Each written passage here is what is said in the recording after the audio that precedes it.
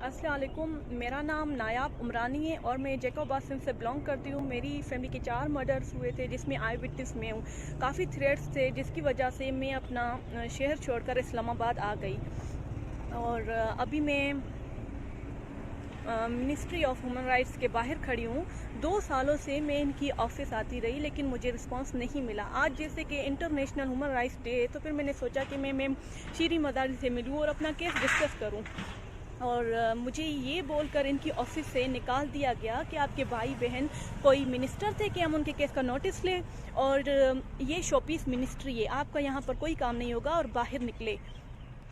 मेरी फैमिली के 4 कत्ल और इंसानी हकूक़ की इतनी बड़ी खिलाफ वर्जियों की क्या कोई वैल्यू नहीं है?